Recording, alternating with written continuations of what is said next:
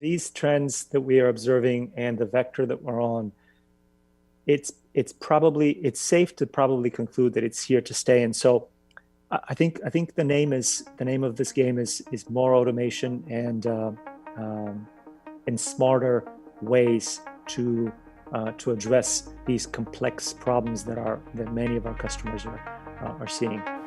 The Industrial Sage Executive Series, sharing the stories behind game-changing executives, their organizations, and insights into today's industry challenges. All right, thank you for joining me today on the Industrial Sage Executive Series. I am joined by the CEO of Kindred AI, Marin Tchakarov, coming in from San Francisco, California. Marin, thank you so much for joining me today. Danny, thanks for having me. Appreciate it. I'm excited to jump in today's episode, but before we get into all the good things here, could you tell me, who is Kindred AI? What do you guys do? Yeah, so we've developed an artificial intelligence platform that through machine vision, grasping, and placement technologies together effectively solves for complex commercial problems that our customers in real world settings, in production settings. Excellent. Well, there's the talk of the town right now, not just right now, but it's been before, digital transformation. We're seeing huge leaps and bounds, and now because of this fun thing called COVID, I suspect that we'll get into that. It's accelerated that conversation for lots of organizations, and I'm willing to bet that you've probably experienced the same thing. And we'll kind of get into that here a little bit more in the episode. But before we do that, I would love to get to know Marin. I want to get to know you a little bit better. Tell me, how did you get into this space? Take me back. Sure. It's been an interesting long journey. I was born and raised. I grew up in Bulgaria under the Iron Curtain and in a family of scientists, and we immigrated to the U.S. just about as soon as we could, right after the wall fell, and that was probably one of the most transformative changes in my life. Really, I mean, it was sort of in many ways a classic yet modern day immigrant story where we all came barely speaking the language and sort of had to really ramp up and kind of immerse in this culture and in this world. So that's taken you far back. No, that's great. I love it. Yeah. I'm extremely fortunate and proud to have had a kind of a relatively long career in technology, and so it's been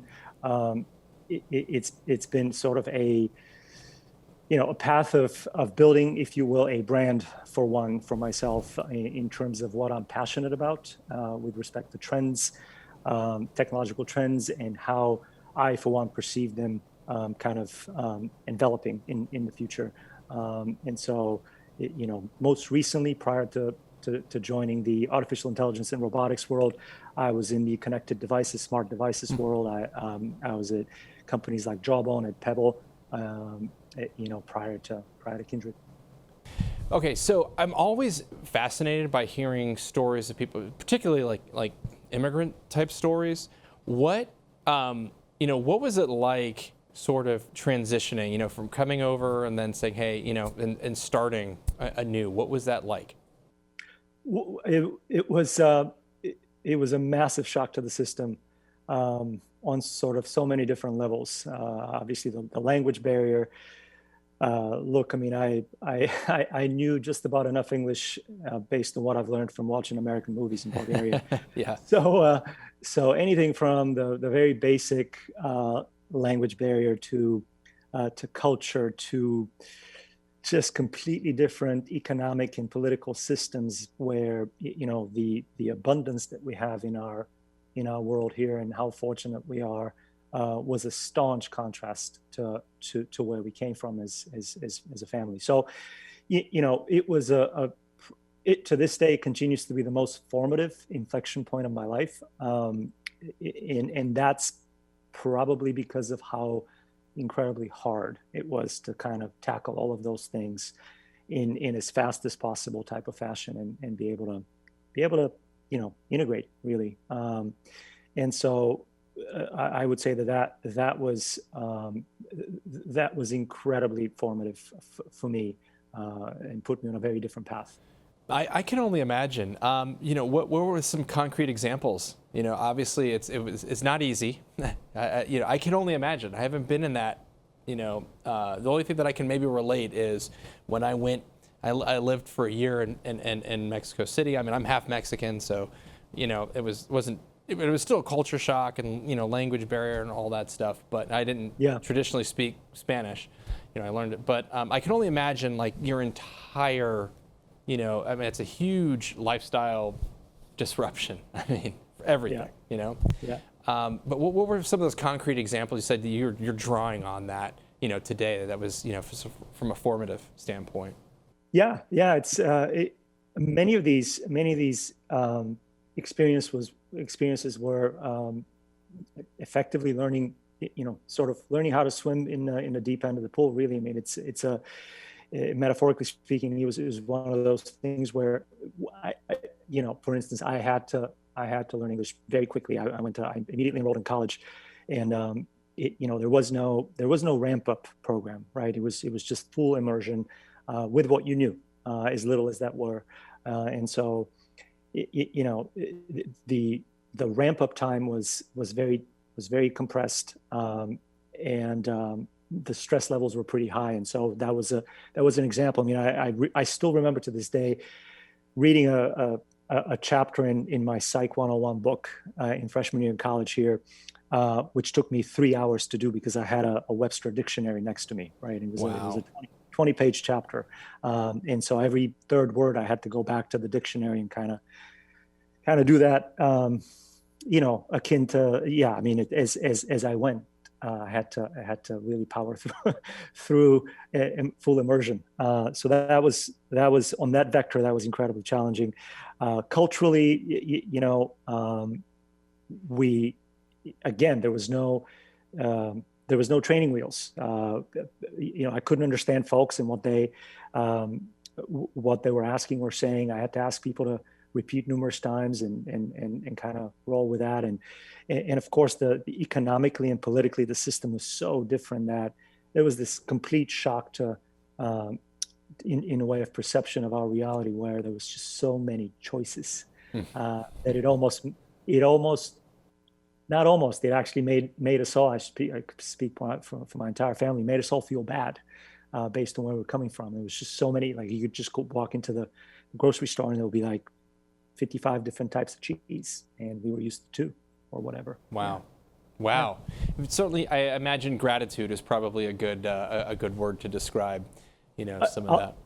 I think that's an excellent way to describe it. I think it's been a mixture of gratitude and responsibility and fortune. So gratitude that one has gotten the ability or has gotten the opportunity to find themselves in a situation like we had, and the responsibility to do something with it.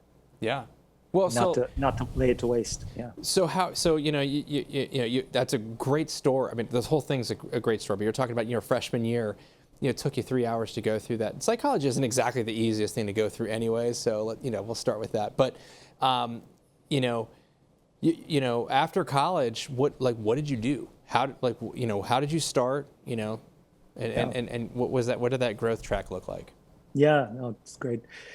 So I grew up in a family of scientists. My folks were PhDs in chemical engineering, and I for one was incredibly, very scientifically inclined throughout my whole adolescent and early life, and I was on a very firm path to be a physicist. And in fact, that was what I was going to declare as a major after that freshman semester back east, and where I went to school, and I changed my mind. And I discovered an affinity for business, which certainly I had always had, but we were in a different economy. We were in a different world back in Bulgaria in the Iron Curtain, and that wasn't viable. And so I always had that affinity. I sort of changed gears and said, listen, I'm going to change. I'm not going to do physics. I'm going to do finance, finance and accounting, and just kind of a general business focus for my career. Excellent. So I find it fascinating. Like I said, I love hearing these stories. My grandparents have some similar stories, and it's always I feel thankful, and just hearing, like you're right, we have so many opportunities. We take this for granted, and or sometimes can take it for granted. We need to be appreciative and be thankful, and actually have that responsibility, a duty, to do something with it. So looks like you have done something with it. I'm sure you've done a few things. So tell me, a little bit now as kind of transition a bit more, into the space. Obviously, we have this COVID situation. We have, digital transformation disruption that's happening. It's being accelerated. I'm hearing from people saying, I think we've been pushed maybe 5 years, if not more, out of necessity. And what are some of these big challenges that you're seeing in the industry right now? I think maybe specifically you're talking, with some fulfillment issues and sorting and picking, and you were mentioning that you guys have some experience in that. Yeah, challenges, and I would actually probably look at them as, or I do look at them much more from the angle of actually tremendous opportunities ahead of us. What we're seeing in industries, look, the pandemic's been a tremendous catalyst to the growth of certain segments within the industry, like e-commerce versus brick and mortar businesses, and so all of our customers are, most all of our customers are retailers with brick and mortar presence as well as e-com business. And so what we're seeing is certainly a very significant shift in that proportion of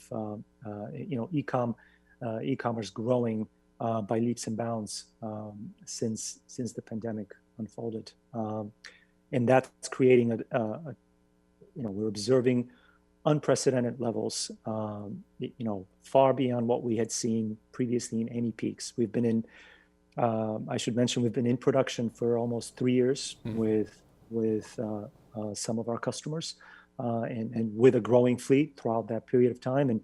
And so we've been through a few peaks. We've been through 3 peaks now, and every peak's been more and more busy, and there's been a growth in e-com just generally, in proportion to overall business, and this is just catalyzed it to a very different new level, and so I see opportunity there with us to capture that growth potential and to continue helping our customers with the excellence that we committed to provide in the way of service, and to scale ahead of that growth that we see, that we're in the midst of, and that we see continuing indefinitely, really.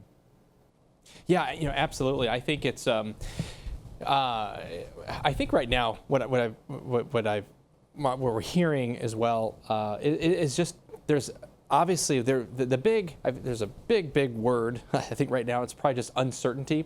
Right now is so the ability for actual resource planning, the ability from demand forecasting. I mean, it's right now it's incredibly difficult. I was talking earlier. We had another interview earlier today. We're talking about obviously looking at sourcing suppliers. You've got offshore suppliers in China and Asia and everywhere else, and everyone's like scrutinizing their supply chain right now, looking at saying, wow, we really need to make sure we have, we have depth in our chart, so to speak. I'll pull some football terminology here, to make sure that we've got a diverse portfolio, so that we have a major disruption that we're able to respond.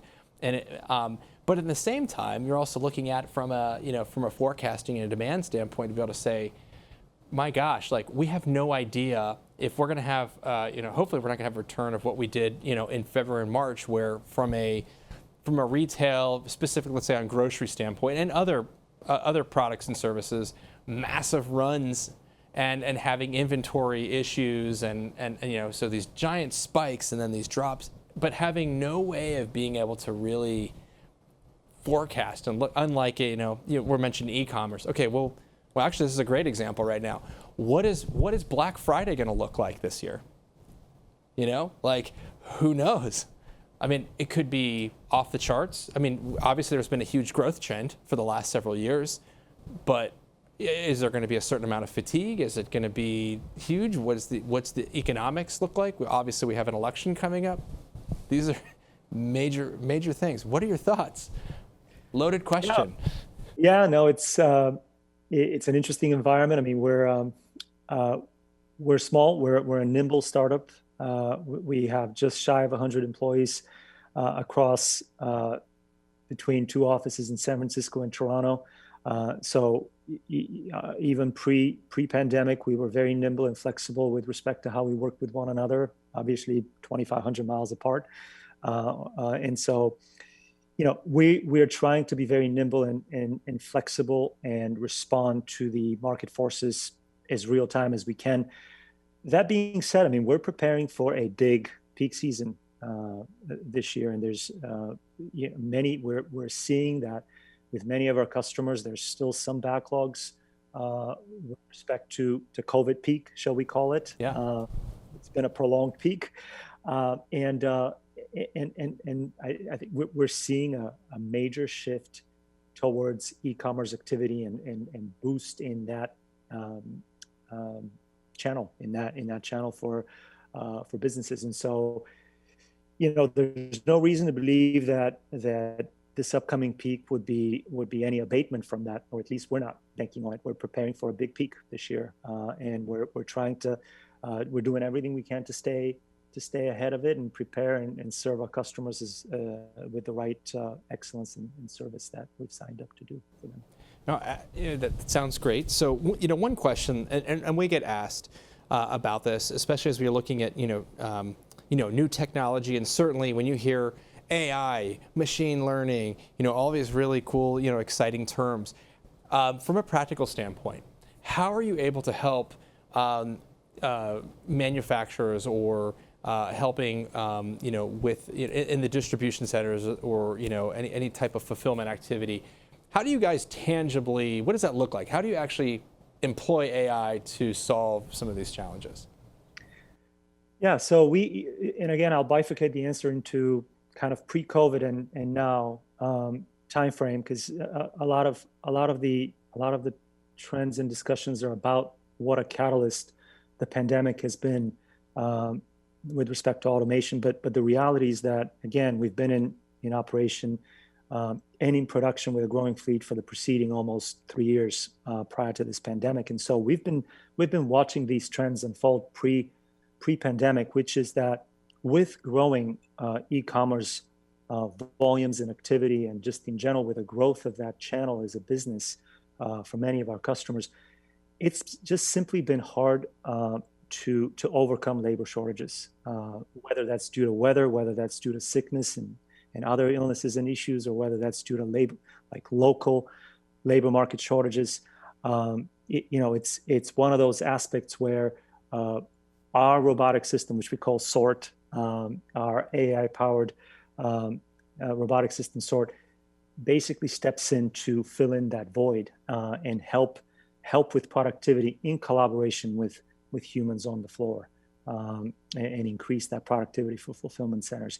The nuts and bolts of it are that our robots, through their artificial intelligence-powered machine vision, and again, grasp and stow capabilities, effectively do the most mundane, repetitive set of tasks that otherwise in history humans would have done. And so SORT complete end customer orders that are then packed out by associates of our customers. So what we're having is a very different way that humans collaborate with machines, that we haven't had before, even a decade ago, let alone prior to that. And so today, in many of our customers, what's fascinating to me and incredibly endearing is that many of our customers, those associates actually anthropomorphize their robots. They call it my robot. They named them. A customer associate could work alongside 3 to 4 robots, and help basically effectively supervise 3 to 4 robots at the same time. And they take ownership of those robots. They like I said, they name them. They have friendly competitions with others in the fleet. And so it's a pretty neat thing to see how humans and robots who do the mundane and repetitive work alongside one another to make for a more engaging basically work for the humans in that environment. Yeah, so I'm going to ask you a question that I ask. We've talked to a lot of different robotics and technology type companies, and obviously, the number one question, or I think it's the number one question that we hear, and I'm sure that you hear as well, is are robots taking over jobs? Are they going to push people out? No. Well, I'll speak to us. I won't speak to other robotics companies or other robotic systems, but with respect to Kindred AI, our robots are designed to work alongside humans. They require humans in the loop. They're collaborative in nature in that respect. On one hand, I'll say we're incredibly proud of the solution we've designed and developed over the years. I mean, we were founded in 2014.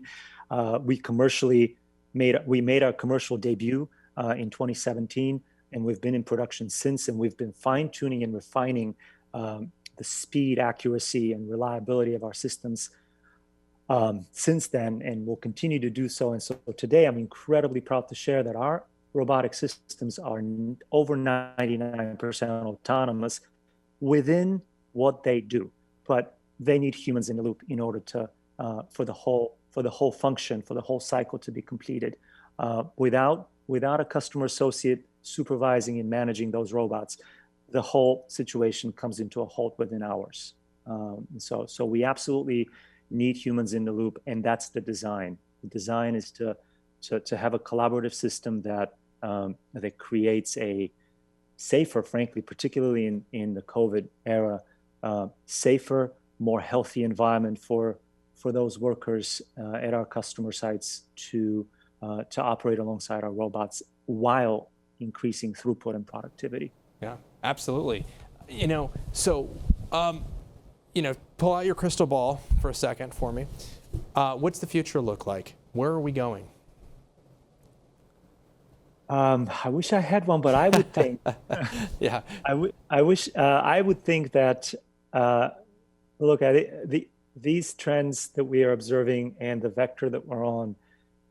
It's safe to probably conclude that it's here to stay, and that this pandemic has been kind of a major tide in that harbor, that's not going to abate, in the future with respect to requirements and desire for automation, and with respect to the growth of certain trends within the industry, like the proportion of e-commerce. I mean, it's just simply safer for folks to shop online from their homes, and that's just going to continue into the future with certain growth vector of its own. Whether we come out of the COVID pandemic next year or whenever, I think that trend is here to stay. And so I think the name of this game is more automation and smarter ways to address these complex problems that many of our customers are seeing. Excellent. Well, listen, I could probably go on all day just talking about all. I'm fascinated by everything and all the changes that are happening specifically in this field in regards to all the digital transformation, all the technology, and all the solutions that are rolling out. So it fascinates me and it's exciting. So thank you for taking time out of your day to to spend some time with us here at IndustrialSage. For those who would love to learn more about Kindred AI, what's we got a website we can go to and check you guys out? Yeah, www.kindred.ai. Perfect. I don't think it could be any easier than that. So yeah, for those who are interested, go check out Kindred.ai. And again, thank you so much for your time today and your insights. Danny, thanks for having me. Appreciate it. Have a great day. Thanks. You Cheers. too. Well, there you go. Another great episode with the IndustrialSage Executive Series. It was just a great story. I loved hearing his story, just about how he came in and just all the some of the struggles and the challenges of going through, and how he's drawn a lot from a formative standpoint from that experience. So anyways, and a lot of other great nuggets talking about robotics and AI and how that is disrupting the industry as we know it, and that e-commerce, we've been hearing that a lot, that that's the future, and that's where things are going. So super exciting and interesting there. Hey, so listen, if you are not on our email list, I highly encourage you need to go to IndustrialSage.com right now And you need to subscribe and get our email list or lists, because you're missing out. And you're missing out on great content like this. We have other things. We have other shows that are coming out soon. We've got news and just all kinds of content that you don't want to be missing, because things are changing so quickly. You need to hear from other companies. You need to hear from other leaders. What are they doing? How can you bring that into your organization? How can you solve some of these challenges from an operational standpoint, from a lead gen, sales, and other areas? So hey, don't miss out. Go do that if you haven't. If you had already, thanks, awesome. So I will be back next week with another episode on Industrial Sage. I'm Danny Gonzalez. Thanks for watching or listening. Bye.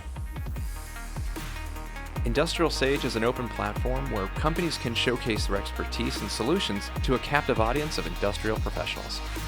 Thank you for listening to this week's episode. You can subscribe wherever you get your podcasts, and while you're there, please leave us a review. Want us to tell your story? Go to IndustrialSage.com. This week's episode was produced by Rika Wiersma, filming by Donovan Jones, editing by Rika Wiersma, music composed by Oliver Michael, and executive producers Danny Gonzalez and David Karen. This is the Industrial Sage Executive Series.